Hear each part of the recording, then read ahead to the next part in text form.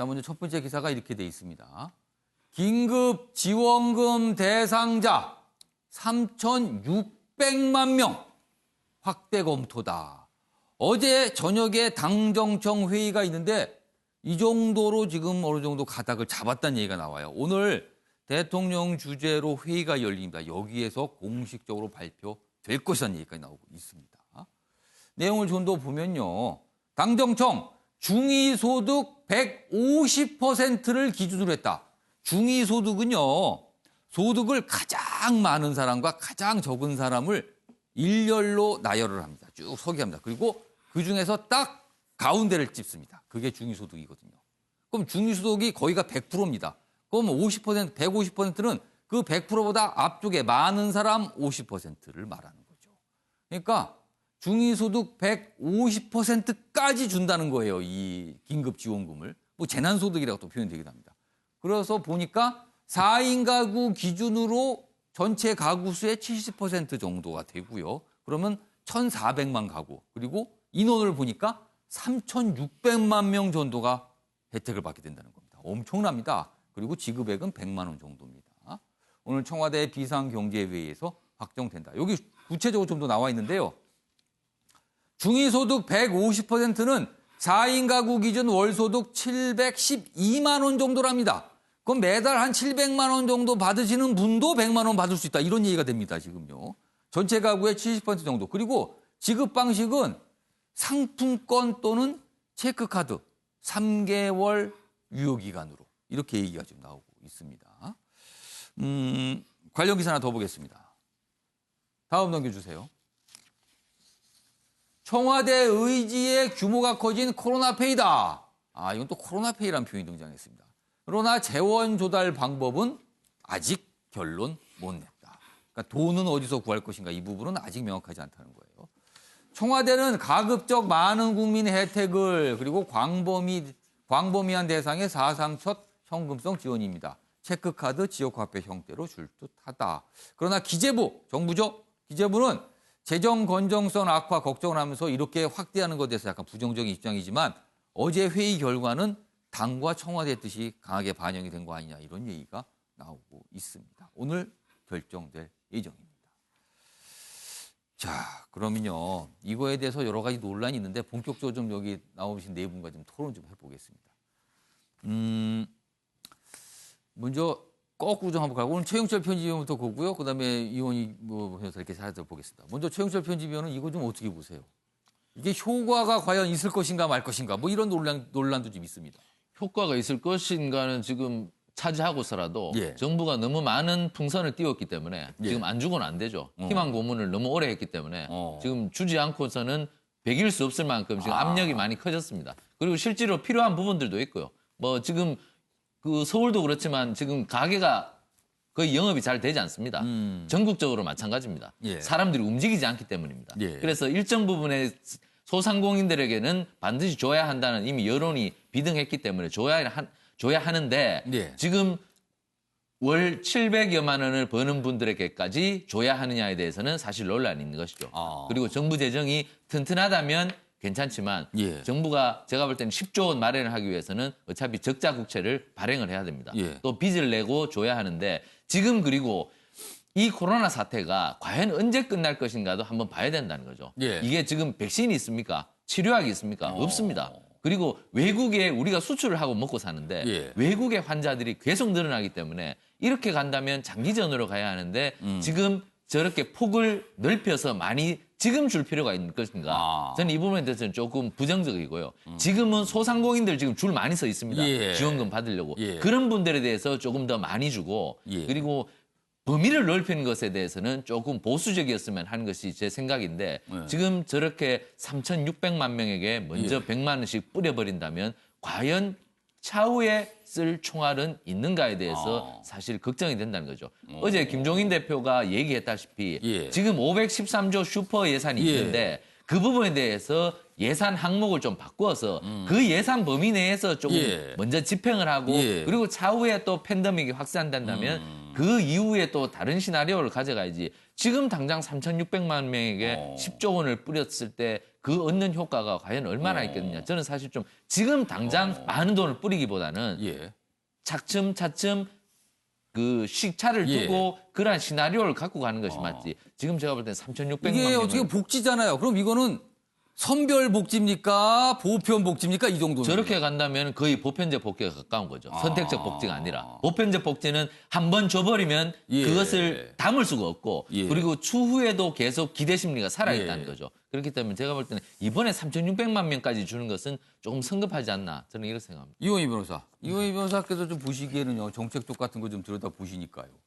이게 지급 시기가 또 이런 쟁점이 될 수 있어요. 과연 언제 줘야 되는 것인가 이거를. 지금 보면 총선이 끝난 직후에 줄 수 있다는 건데 사실 일각에서는 그렇습니다. 코로나19 확산세가 어느 정도 잡혀서 많은 사람들이 이제는 외부 활동을 하고 자유롭게 다닐 수 있을 때 그때 돈을 주는 게 맞지 않는가. 지금 줘봐야 돈을 쓸 수도 없다. 뭐 이런 지적도 있습니다. 이건 어떻게 보세요? 그래서 지금 이렇게 정부가 돈을 예. 주는 것의 성격을 예. 이것이 일종의 국민을 구조하는 것이냐 예. 또는 경기를 부양하기 위한 것이냐 둘 중에 어떤 것에 더 중점을 둘 것인지에 따라서 예. 어떤 시기적인 부분에서도 그렇고 예. 어떤 금전을 배분하는 성격도 달라질 텐데 예. 지금 사실 이제 뭐 전문가들도 다 1년이 넘어갈 수도 있다. 예. 그리고 뭐 많게는 전 세계 인구의 60%가 감염이 예. 돼야지만 이것이 끝날 것이다라고 하는 만큼 예. 장기적으로 갈 수 있다고 한다면 예. 지금 사실 뭐 경기를 막 부양시키고 이런 부분이라기보다는 일단은 구조를 계속해서 해 나가는 방식이라고 생각을 해야 되지 않는가라는 부분이고 예. 지금 최 의원님께서 말씀해 주셨지만 결국은 이 부분이 계획이 참 필요한 문제고 그래서 계획이 어느 정도 섰다면 예. 사실 지급은 최대한 빨리 진행할 필요가 있다라고 생각을 합니다. 오히려. 그러니까 지금 저는 오히려 아까 장기적이라고 말씀드린 이유가 예. 이것이 지금 이번에 어떤 지원으로 끝날 것이냐. 예.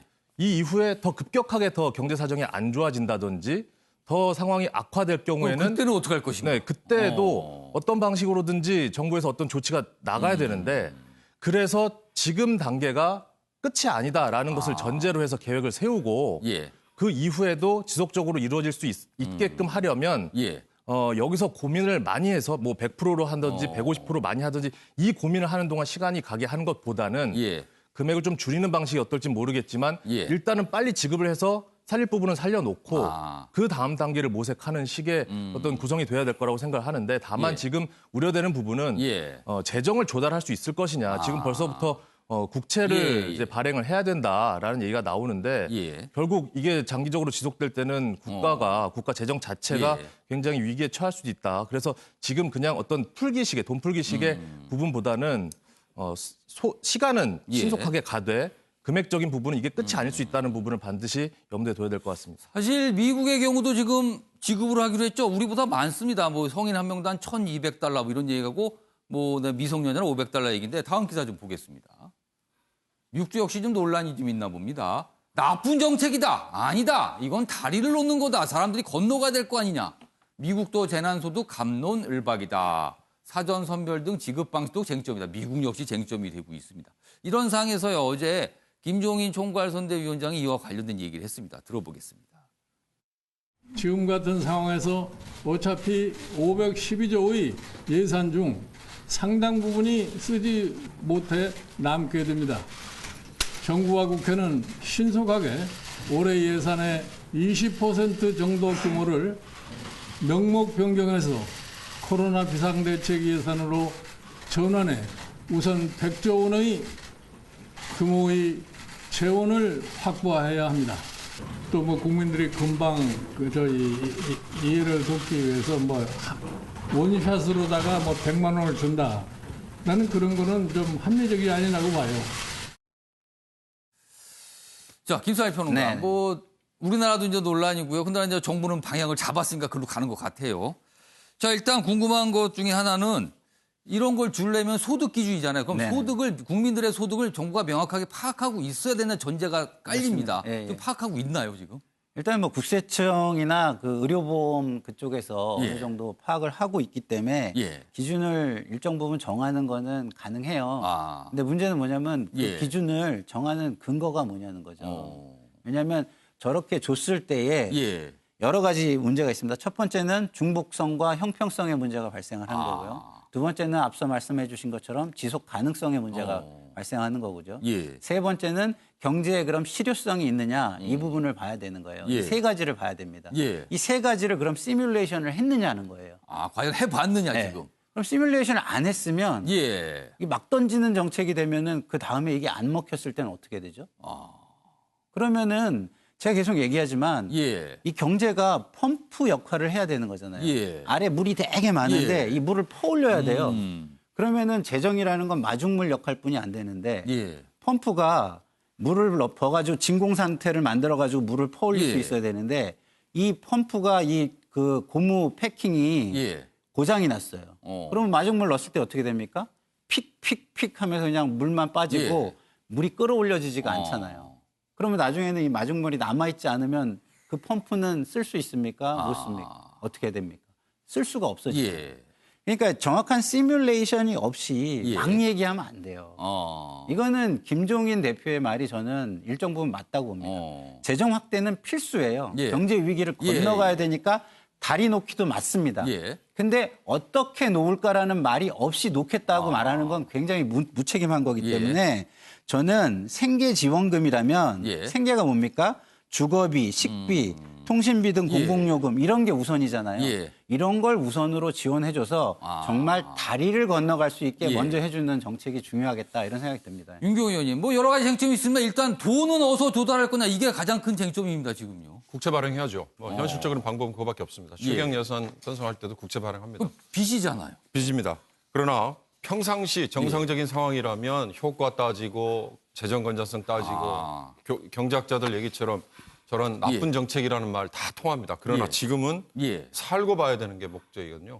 생존이 우선이에요. 예. 그래서 저는 이걸 재난 기본 소득 뭐 이런 용어를 붙이지 말고 아주 간단하게 긴급 생계비 내지는 재난 구호금 이렇게 명칭을 붙이면 예. 누구한테 줘야 될지 예. 그다음에 왜 빨리 줘야 되는지가 나온다고 봐요. 이걸 소비 진작이나 수요 창출이나 아니면 뭐 선거를 앞둔 정책 이렇게 갖다 붙이는 걸로는 예. 지금 그렇게 상황이 넉넉하지 않다. 아. 그러니까 어떤 분들은 차라리 쌀 아니면 정말로 생계 걱정을 해야 되는 분들에게 도움이 되는 예. 걸 구체적으로 찝어서 줘야 된다라고 얘기를 하거든요. 예. 그런 점에서 지금은 지원 체계 그다음에 비용 이런 것들을 줄이고 빨리 주는 게 시급하니까 지자체를 저는 동원하는 게 맞다. 알겠습니다. 이렇게 전 국민에게 무슨 70% 50% 이렇게 얘기하다 보면 아마 올 연말까지 갈지도 모르니까요. 알겠습니다. 지자체를 활용해서 빨리 주는 걸로 그 대신 목적은 생계비 구호금 이렇게 정리하는 게 맞을 것 같습니다. 여기 뭐 여러 가지 미국도 있습니다. 가장 위험한 사람한테 주는 게 좋지 않냐. 또 한쪽에서는 설변을 하다 보면 빠뜨리는 사람이 있으니까 다 줘야 된다. 이렇게 맞서고 있습니다. 자, 아침의 매일경제 오늘은 여기서 마치겠습니다. 시청해주신 여러분 고맙습니다.